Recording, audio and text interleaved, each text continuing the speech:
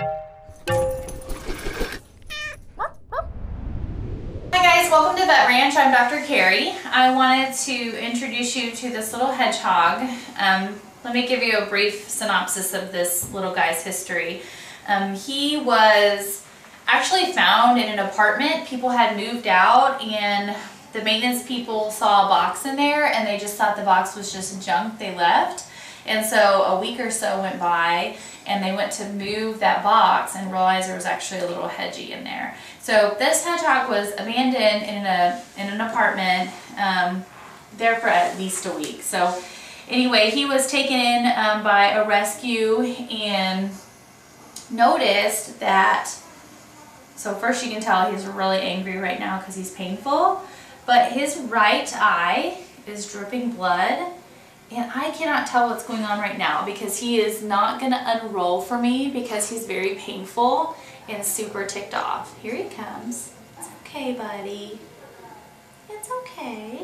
So anytime I move him, he just gets in this real defensive kind of posture. But the nicest thing for him would definitely be to go ahead and sedate him. So we're going to give him a little gassy anesthesia and then get him to kind of unroll and then look at his eye and see what the heck's going on. We have our little Hedgie friend here.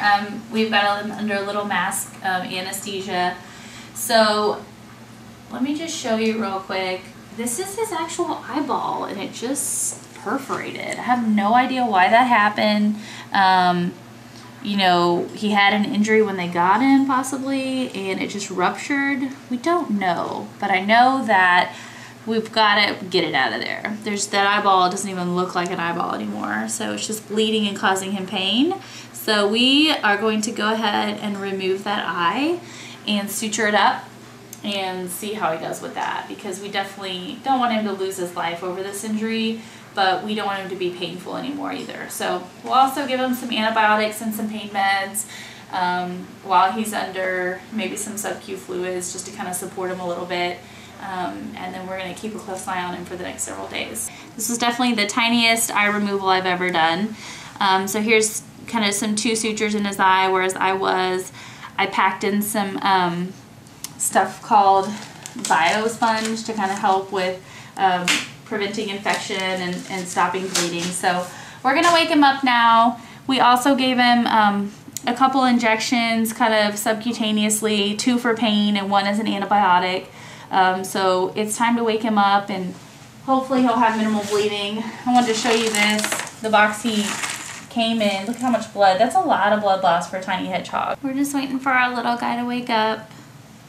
He's breathing really good. He's nice and cozy and warm.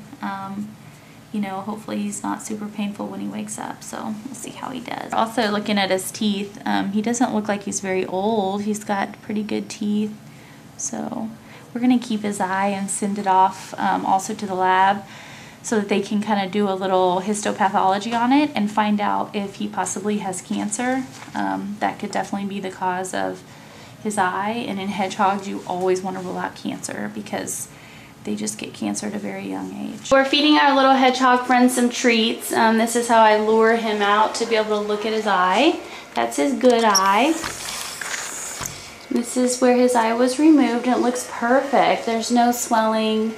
It looks like it's starting to heal great. It's been 3 days since surgery and our little hedgehog is doing great. He's running around and active and he's eating and drinking. So we are going to go ahead and send him home and call him a success. On behalf of my little hedgehog friend, we just want to say thank you guys for your donations that let us save this little guy. He kind of came to us through a tragic situation where he was abandoned. So he really is coming out of his shell and kind of eating from our hand, and he loves snacks, so that's kind of how we won him over.